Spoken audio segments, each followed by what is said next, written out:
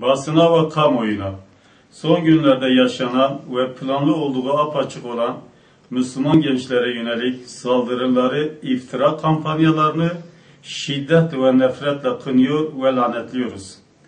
Kamuoyunun bilmesini isteriz ki tarihin tekerrür ettiği kara yüzlü hak düşmanlarının gerçek kimliklerini ortaya çıkardıkları bu olaylar ilk defa yaşanmamıştır.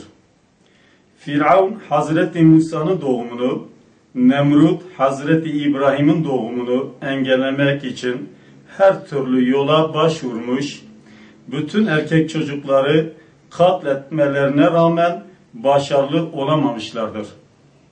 Bugün de Hazreti Muhammed Aleyhisselatü Vesselam'ın mübarek veladetini ve mesajının anlaşılmasını engellemeye çalışan karanlık çevrelerin çabaları da hezimete uğrayıp boşa çıkacaktır inşallah. Peygamber düşmanlarının sergilediği tavır, alemlere rahmet olarak gönderilen Peygamberin getirdiği İslam şeriatına dil uzatan din düşmanlarını Müslüman Kürt halkının sağduyusuna havale ediyoruz. Çeşitli basın organlarına yansıyan, iptal edilen sözde güzellik yarışmasıyla bu saldırganlıklarını ilişkilendiren malum çevrenin Müslüman Kürt halkının kıymetli değer yargılarının sözüm ona kadın özgürlüğü altında ne hallere getirdiği de kamuoyunun malumudur.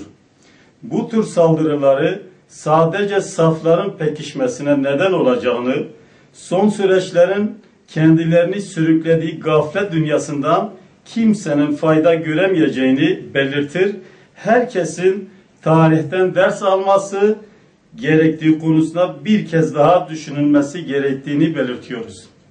Peygamber sevdası uğrunda mücadele eden yaralı kardeşlerimize acil şifalar dileriz.